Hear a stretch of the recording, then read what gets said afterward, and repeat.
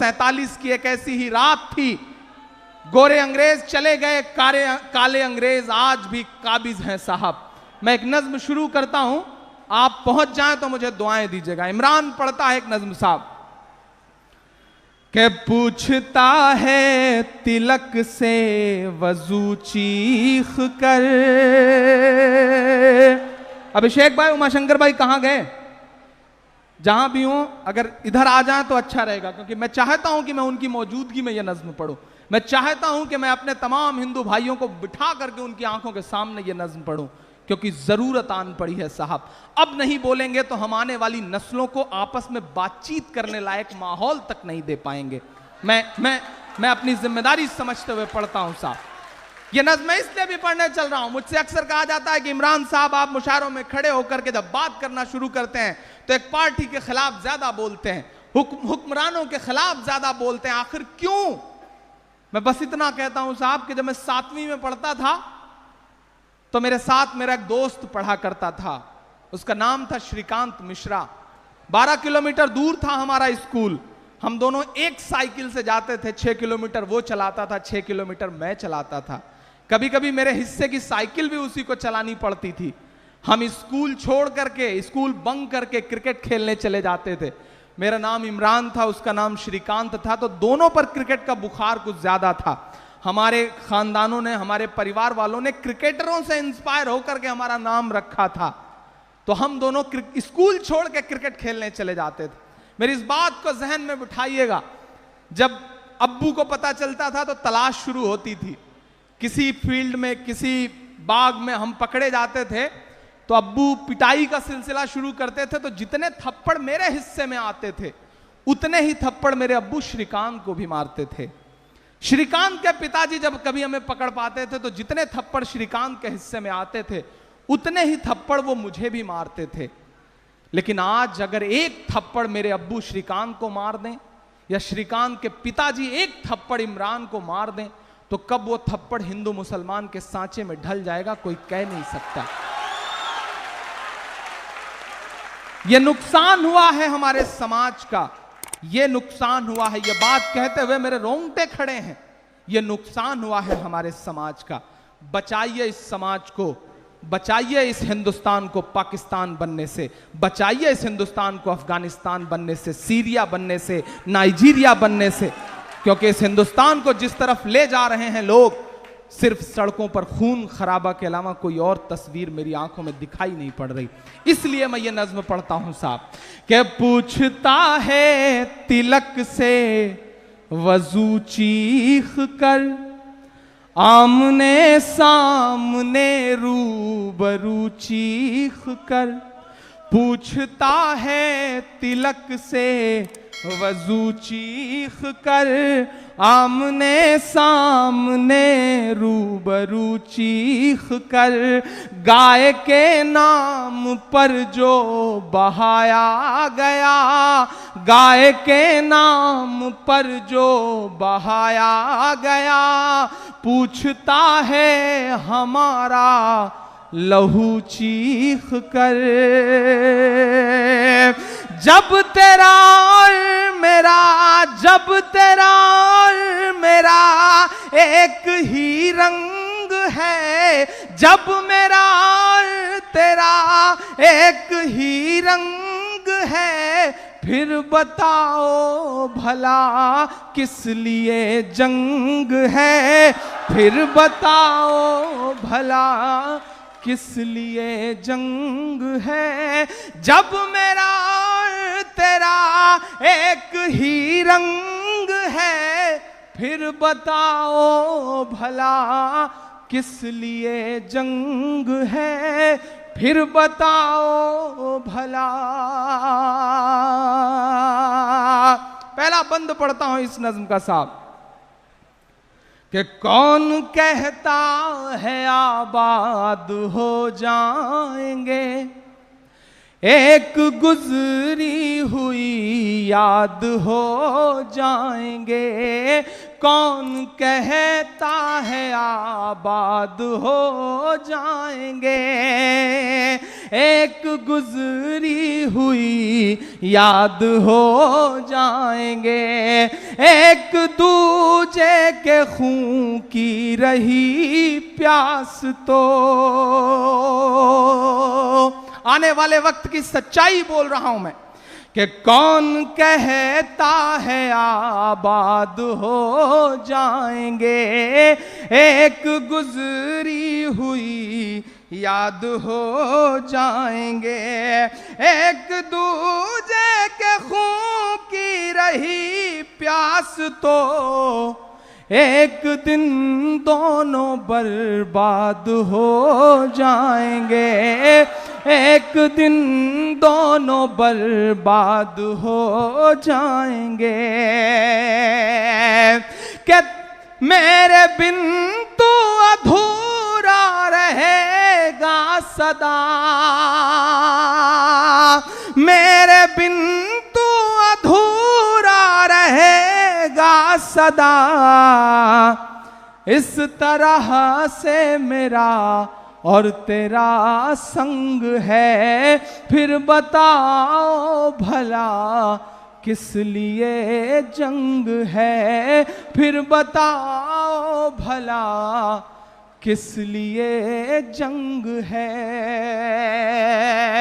एक बंद पढ़ता हूं और मेरा निशाना बंगाल नहीं है, मेरा इशारा बंगाल नहीं है, मैं बात कर रहा हूं सीधे दिल्ली से आंख मिला करके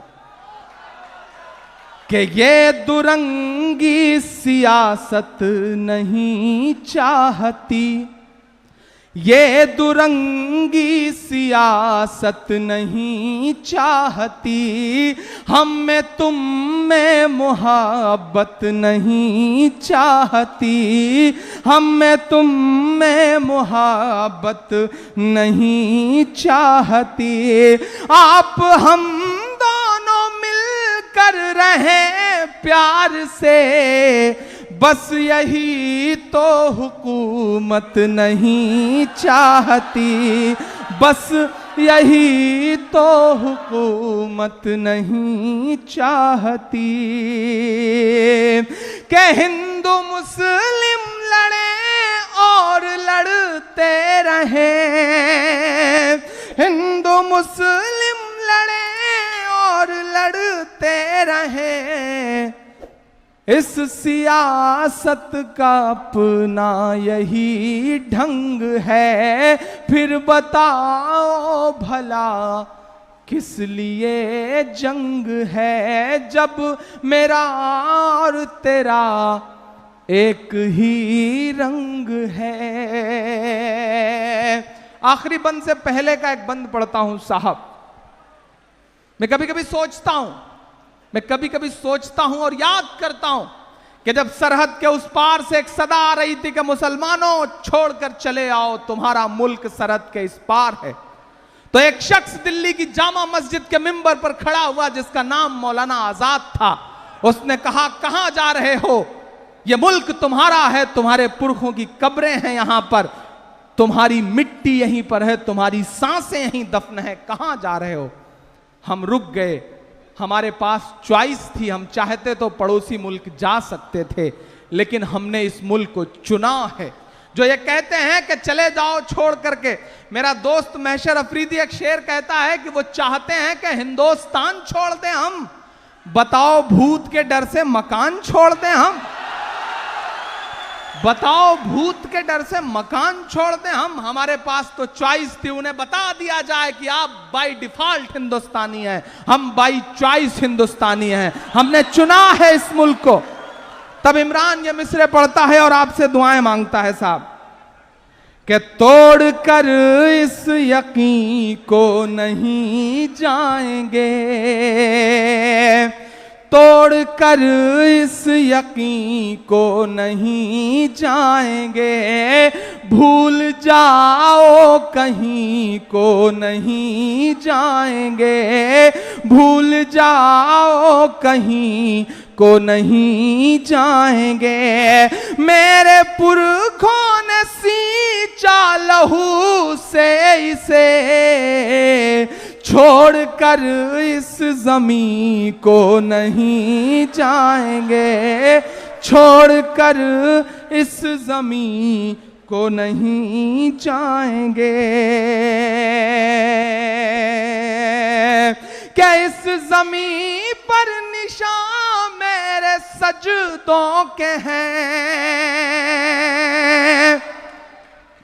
आप कहते हैं वंदे मातरम गाओ तब तुम्हारी देशभक्ति साबित होगी। आप ये क्यों भूल जाते हैं कि आप तो महज एक वक्त दिखावे के लिए वंदे मातरम गा देते हैं। अरे ये जो ईमान वाले हैं, ये जब 5 वक्त नमाज पढ़ने के लिए सरजमीन पे अपना माथा रखते हैं, उससे बड़ी देशभक्ति क्या हो सकती है साहब। उससे बड़ी देशभक्ति क्या हो सकती है। कि इस जमीन पर निशान मेरे सजदों के हैं, ये मुसलमान यहाँ का अभिन्न अंग है। फिर बताओ भला किस लिए जंग है, फिर बताओ भला किस लिए जंग है।